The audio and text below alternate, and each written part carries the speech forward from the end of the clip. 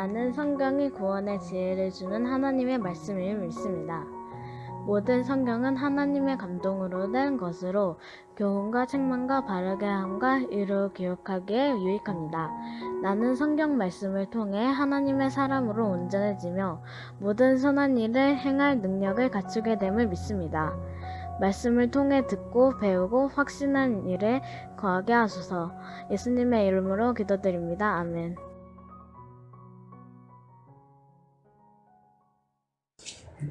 오늘은 현대적 예언자의 사명입니다. 구약 성경을 보게 되면 하나님께서는요, 특별한 사람들을 한 명씩 불러다가 예언의 사명을 주십니다. 예언자는 하나님으로부터 말씀을 받아가지고 백성들에게 전하죠. 사회를 치료하고 또 백성들을 새롭게 하고 하나님께 나아오도록 이끌어 줍니다. 정말 특별한 사람들이었죠. 그런데 신약 시대에 들어오게 되면 예언자라는 이 특이한 사람들이 없어지기 시작해요. 세례 요한이고. 신약성에서 예언적 기능이나 혹은 예언자의 사명은 특수한 사람들에게 주어지지 않습니다. 오순절날 이후로 모든 그리스도인들에게 주어지기 시작합니다. 그래서 그리스도의 몸에 속해서 지체를 형성한 사람들에게는 하나님이 그들 각자에게 은사를 주시고 그 은사를 통해서 이 사회를 변화시켜 나가고 또 믿지 않는 자의 영혼을 구원하고 그리고 많은 사람들을 하나님께로 이끄는 일을 이루어 가십니다. 그리고 그 많은 은사들 중에 하나가 있는데 예언의 은사라는 게 있어요. 이것은 구약적인 예언의 은사와는 좀 다릅니다. 신약 성경에서는 계시된 하나님 말씀을 잘 가르치는 거예요. 구약 성경에서는 하나님이 직접 계시하시고 그 계시하신 말씀을 받아서 전하는 거였지만 신약 성경에 와서는 계시된 말씀, 그 말씀을 잘 가르치는, 이것을 갖다가 예언적 은사라고도 하고 또 뭐 가르치는 은사라고도 말합니다. 목회자는 은사를 가져야 됩니다.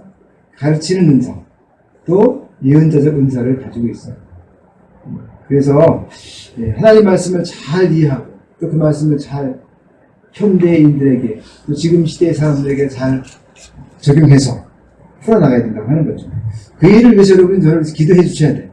하나님, 목사님이 어떤 말씀을 읽든지 간에 그 말씀을 잘 해석해서 하나님의 온전한 뜻을 내게 잘 전해주세요. 이렇게 기도해야 되고, 또 저만 의지하면 안 돼요.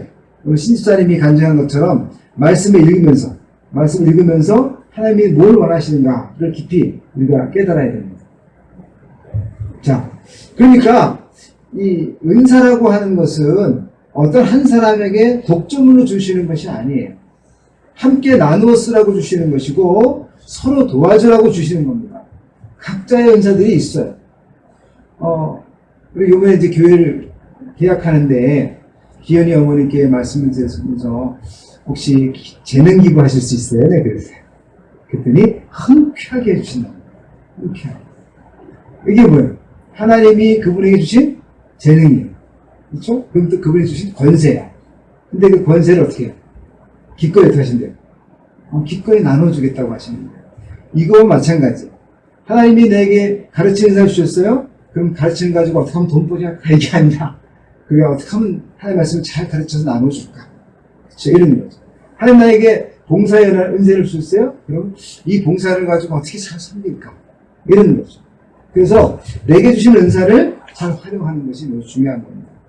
그걸 하나님 주신 것은 나만을 위해 주신 것이 아니라 다른 사람을 섬기라고 주셨다고 하는 것을 기억해야 돼요. 제가 늘 말씀드리죠. 직분이라고 하는 것도 마찬가지예요. 하나님이 직분을 주실 때 우리는 마치 계급처럼 생각하는 경향이 없잖아 있어요. 그렇지 않나요? 집사님보다는 권사님이 높고 권사님보다는 장로님이 높고 장로님보다는 목회자가 높고 이렇게 생각할 수 있잖아요. 그죠? 그러나 하나님은 절대 그렇게 생각하지 않으시죠? 예수님 뭐라고 말씀하십니까? 내가 주와 선생이 되어 너희 발을 씻겼으니 너희도 나와 이와 같이 행하라고 본을 보였다 이렇게 말씀하시잖아요. 그러니까 하나님이 우리에게 직분을 주시는 것은 뭐냐면 섬기라고 주시는 거예요. 어떻게 예수님처럼 더 낮은 자리에 서라고 주시는 것이지 직분처럼 그래서 갖다 계급처럼 여겨서 내가 꼭 딸이야 이렇게 다른 메달처럼 생각하면 안 된다는 거예요. 주셨으면 이걸 어떡하나? 더 섬겨야 합니다.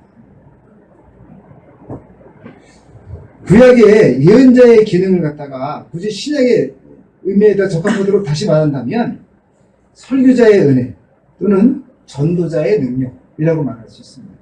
근데 이것은 목회자만이 아니죠. 전도는 목사만 하나요? 그렇지 않죠? 예. 여러분 모두가 다 뭐예요? 그리스도의 편지이고 향기이고 전도자죠. 그죠? 그렇기 때문에 하나님께서 예언자적 은사를 주시는데 우리 성도들에게는 뭐예요? 누구에게나 다 주셨다라고 받아들이셔야 됩니다. 그럼 이제 그 예언적 사명이 어떤 것인지 한번 살펴보도록 하겠습니다. 먼저 예언의 도구. 첫 번째. 예언자들이 무엇을 가지고 예언할까요? 예언의 도구는 항상 뭐예요? 하나님의 말씀인 거예요. 예언자의 사견, 또 뭐 철학적 지식, 자신이 배운 학문적 높은 고매한 지식들, 이것 가지고 전하는 게 아닙니다. 물론 그런 것들이 하나님 말씀 이 안에 도움을 줄 수도 있어요. 그러나 그것을 전하는 건 아니에요. 그런 도구들을 가지고 진짜 중요한 뭘 전해야 돼요? 하나님 말씀을 전해야 됩니다. 그러니까 철저하게 예언적 사명 감당하는 사람은 하나님 말씀을 도구로 삼아야 됩니다. 그래서 어떤 성도님들은, 어떤 신학자들은 구약 성경을 해석할 때는 신약을 봐야 된다. 신약 성경을 해석할 때는 뭘 봐야 된다? 구약을 봐야 된다. 이렇게 말씀하죠. 다른 거 보지 말아라. 네. 구약은 신약을 보고 해석하고 신약은 구약을 보고 해석해야 한다. 이렇게 얘기해요. 그러니까 성경이 성경을 해석하도록 한다는 거예요. 그만큼 성경이 중요하다는 거예요. 하나님은요, 이런 특별한 목적으로 에스겔의 입을 닫으십니다. 에스겔을 벙어리가 되게 하죠. 5장까지 보게 되면 에스겔이 벙어리가 돼요. 그래가지고 말을 못하니까 어떻게 할까요? 손짓 발짓으로 그냥 전하는 거예요. 하나님이 분명히 나에게 메시지를 주셨는데 그 메시지를 말로 해야 되는데 말로 할 수가 없어. 손짓 발짓 그냥 뭐 또 글씨 써가면서 하겠죠. 그죠? 네, 이런 걸 하는 겁니다. 근데 하나님이 특별히 예언의 말씀을 할 때만큼은 입을 열어주시는 거예요. 일상적인 대화를 할 수가 없어. 아무 말도 못하게 맞고는 예언의 말씀 딱 주신 거. 그것만 딱 전하면 또 다시 입이 딱 닫히는 거예요. 하나님이 그렇게 하시는 거예요. 여러분, 오늘 말합니다. 6장 1절에서 여호와의 말씀이 내게 임하여 이르시되 인자야 너는 이스라엘 산을 향하여 그들에게 예언하여. 이제 하나님이 에스겔의 입을 어떻게 해요? 입을 열어주시는 거예요. 그리고 이제 산을 향하여 예언하라 이렇게 말씀하시는 거죠. 우리는 여기에서 하나님 말씀을 다루고 이 말씀을 전하는 설교자나 평신도 또 말씀의 사역에 부르심받고 있는 모든 사람을 향한 교훈 하나를 배우게 됩니다. 말을 아껴야 한다. 평소에 우리가 일상 대화들이 많이 하지 않습니까? 근데 일상 대화들 속에서 그냥 농담이나 하고 맨날 그냥 희덕거리기만 하고 뭐 특별한 뭐 중요한 말이 아닌데도 막 떠들기 좋아하는 사람이 있어. 근데 그러다가 하나님의 말씀을 가르쳐. 그럼 그 사람 말이 신뢰가 있을까 없을까? 늘 저 사람은 농담이나 하는 사람이니까 그 말을 들어도 농담처럼 들을 수 있잖아요. 그렇죠? 그러니까 우리의 일상생활 속에서의 언행이 뭐 우리 학생들은 여러분 어른들은 뭐 이거 안 하겠죠. 근데 이제 학생들은 특히 욕을 막 하잖아요. 네, 맨날 욕하는 애가 갑자기 예수님 믿어야 되고 예수님 믿어야 본마다 복음 전하면 어떻게 했어요?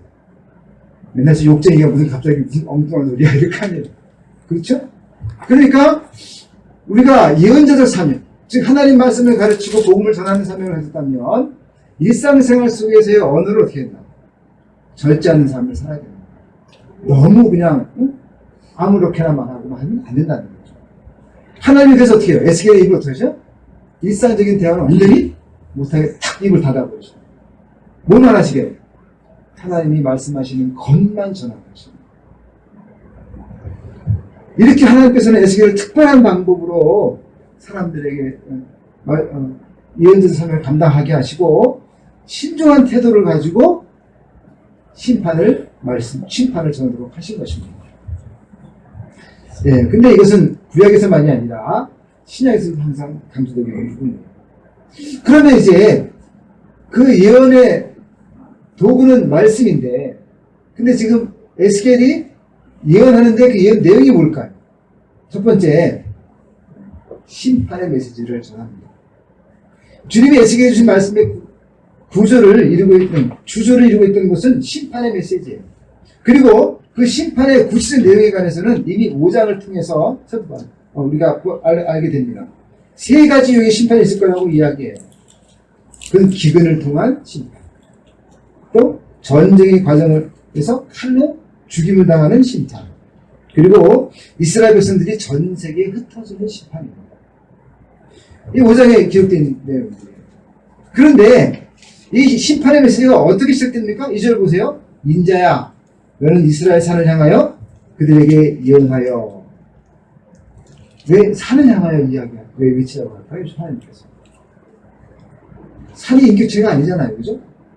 들을 수 있는 게 아니잖아요. 산은. 그죠? 근데 산을 향하여 라고 말씀합니다. 산이 하나님이 창조하신 것 중에서 제일 우뚝 서 있고 멋있어서 산에게 외치라고 했을까요? 아니죠. 그 이유는 뭐냐면 이스라엘 산 곳곳에 산당이 서 있고 거기에 우상의 신당들이 있기 때문에 그런 거예요. 그곳에서 우상을 숭배하는 일들이 진행되고 있었기 때문에 하나님께서는 그 산을 향하여 외치라고 말씀하신 겁니다. 6절을 보세요. 내가 너희가 거주하는 모든 성읍이 사막이 되게 하며 산당을 황폐하게 하리니 이는 너희 제단이 깨어지고 황폐하며 너희 우상들이 깨어져 없어지며 너희 분향제단들이 찍히며 너희가 많은 것이 폐하여지며 이렇게 말씀하셨어요.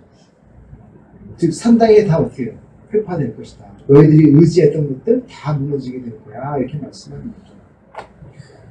뭐 달리 말하면 우리가 사실 이 땅에 살면서 의지하는 것들이 있죠. 그래 안 그래요? 하나님 말고 의지하는 것들이 있어요. 뭐 쉽게 말하면 돈, 또 건강, 그렇죠? 또 사람, 그죠? 이런 것들 의지하잖아요, 그죠? 근데 하나님이 빠진 상태에서 의지해봐야 결국 뭐 된다는 거예요? 그것들은 다 무너질 것들이라는 거예요. 근데 이 이스라엘 백성들이 산당에서 섬겼던 것들이 두 가지가 대표적인 게 있어요. 그게 뭐냐면 산을 섬기는 거예요. 우리나라도 요즘 산 이런 거 있잖아요, 그죠? 뭐 유명한 산 들어가가지고 거기서 뭐 기도하고 이런 거 있잖아요, 그죠? 그런 것도 있고 또 태양을 섬기는 거예요. 그래서 이 두 가지를 섬기는 것들이 이스라엘 백성들 속에 계속 남아 있었어요. 하나님께서 산도 지으셨고 태양도 지으신 거예요. 근데 이스라엘 백성들은 자꾸 어떻게 해요? 그걸 창조하신 하나님이 아니라 피조된 피조물을 섬겼던 것이죠. 하나님 보시기 얼마나 마음이 아프셨겠어요. 그렇죠? 그래서 이런 우상 숭배에 대해 하나님께서 노여워하시게 되고 그런 것을 심판하시겠다고 말씀하고 계신 것입니다.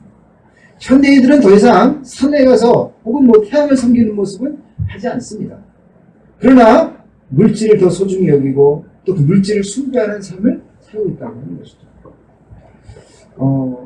뭐 경제 위기설 또는 뭐 부동산에 대한 이야기 이런 책들은요 항상 베스트셀러가 돼요.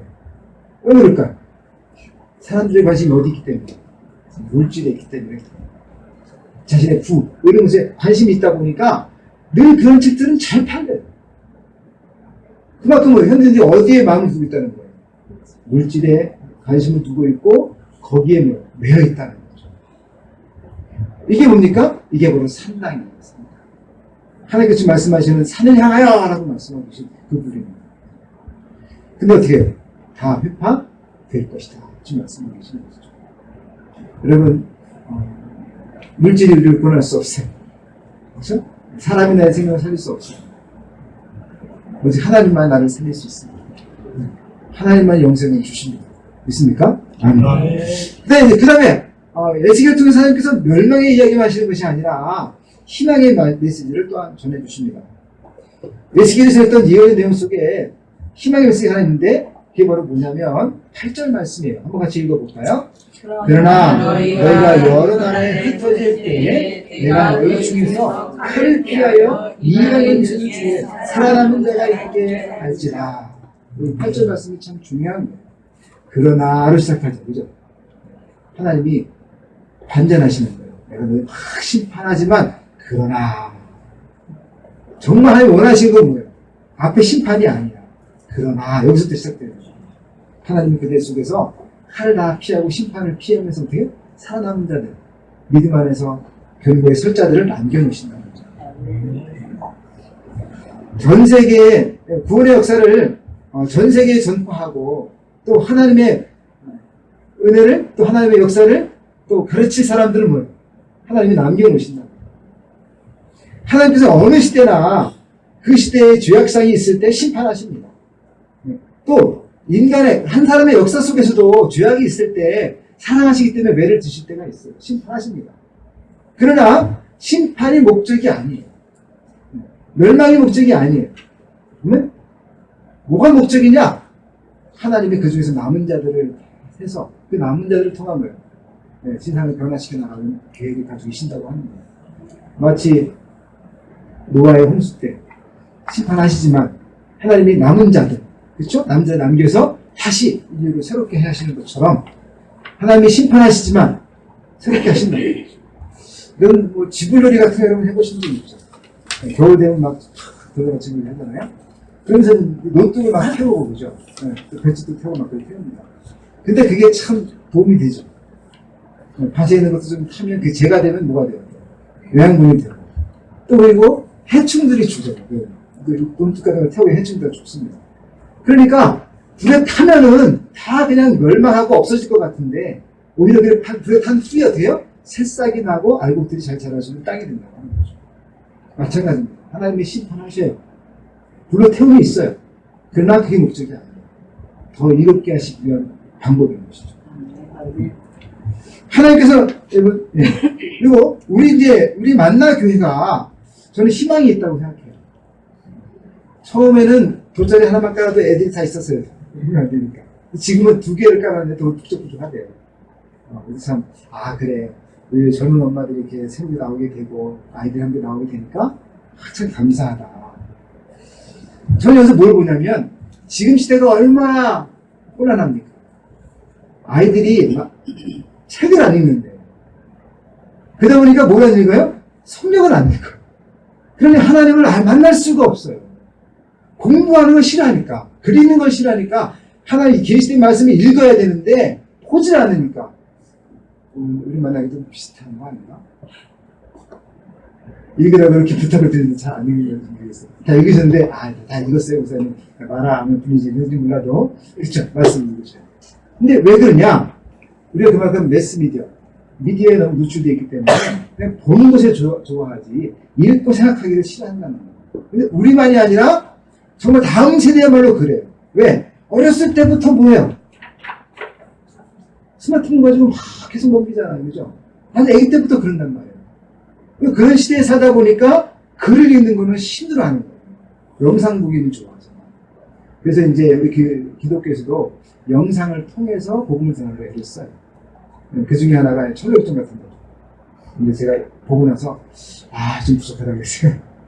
그냥 차라리 2D로 만들었으면 더 좋았을 텐데 3D로 만들다 보니까 어색해 보이죠. 동작이 어색하니까 보기가 좀 그렇다. 그런데 그렇게 많은 노력들을 많이 하고 있고 그것만이 아니라 기독교인들 많이 영상을 만들어서 복음 전에 애를 쓰고 있습니다. 근데 이런 시대를 사다 보니까 다음 세대가 복음을 받아들이고 구원받기가 너무 힘들어지고 예전에는 그냥 저 신학생 때 북만 치고 나가도 애들이만 몰려들어가지고 성경학교 하고 막 그랬거든요. 근데 지금 제가 붙이고 나오면 미친 사람이라고 할 거야. 그렇죠? 그만큼 아이들을 교회로 끌어들이기가 쉽지 않은 상황이 됐어요. 이것은 큰 교회도 마찬가지입니다. 제가 재작년 같은 경우만 해도 우리 주일학교 아이들이 10명 갔는데 600명, 800명 되는 교회 주일학교가 왔는데 10명이에요. 큰 교회도 10명이 성장할 것 같으니까. 더 있겠죠. 더 있는데 뭐. 말씀 배우는 자리, 훈련받는 자리에 똑같은 일을 맡깁니다. 이를 생각해보면 지금 우리가 굉장히 위기 가운데 있다는 거예요. 사단은 끊임없이 우리 다음 세대에게 복음을 믿지 못하게 만들고 자꾸 뭐예요? 다른 세계, 다른 것에 관심을 바꾸게 만들고 산당을 쫓아가게 한단 말이에요. 그렇죠? 근데 그래도 우리 만나 교회는 젊은 엄마들이 아기는 나오시고 애기도 갖고 있는 게 나올 거고 이제 그렇죠? 다음 세대를 자꾸 생산하고 있어요. 그리고 그 아이들이 있을 곳이 비좁아. 그래서 이제 그 비좁은 것을 해결하려고 지금 이전하려고 하는 거예요. 이런 과정이 뭐예요? 바로 그루터기를 보존하는 과정입니다. 하나님께서 환란과 역경 가운데서 그루터기를 남겨놓으셨잖아요. 그죠? 하나님께서 구분된 사람들을 남겨서 그 사람들 통해서 다시 복음을 왕성히 전파하기를 원하신다는 거예요. 근데 지금 우리 교회가 그 일을 하려고 하는 거예요. 다음 세대를 잘 양육해서 그 아이들이 다 하나님 마음이 좀 그루터기가 돼가지고 또 복음을 왕성히 전할 수 있는 사람이 될 수 있도록 하는 거예요. 근데 그것이 그 일을 누가 해야 되느냐? 그 일을 아버지 된 우리가 해야 되죠. 어머니 된 우리가 해야 되지 않겠어요? 누가 하겠어요? 아빠, 엄마가 해주는 거 아닙니까? 그렇죠? 여러분, 이를 위해서 기도합시다. 아직 이제 어제 계약을 했어요. 계약을 했으니까 이제 잔금만 다 치르면 돼요. 근데 그것은 다 약정돼 있으니까 여러분 걱정하지 않으셔도 돼요. 여러분 기도하시고 대신 제가 걱정되는 건 이만큼 또 이제 이 사거리까지 가야 돼. 얘기를 해야 되죠. 어떤 분은 가까워지고 어떤 분은 멀어져. 그죠? 또 이제 예배당을 다 짓게 되면 한 3정거장 돼. 그죠? 이런 게 걱정되긴 하는데 그러나 여러분 같이 좀 차 타고 같이 오기도 하고 하면 되지 않을까. 또 버스 3정거장이니까 잠깐만 한 5분 10분만 타면 되니까. 그죠? 그래서 제가 그래서 여러분 더 좋은 땅이 있으면 돼. 더 싼 땅이 있어요. 싼 땅이. 더 싼데 너무 멀어. 그러니까 거기보다는 좀 우리가 산 땅이 비싸다는 건 아니에요. 비싸 저렴히 산 거예요. 그러니까 한 가까운 데로 정하려고 했습니다.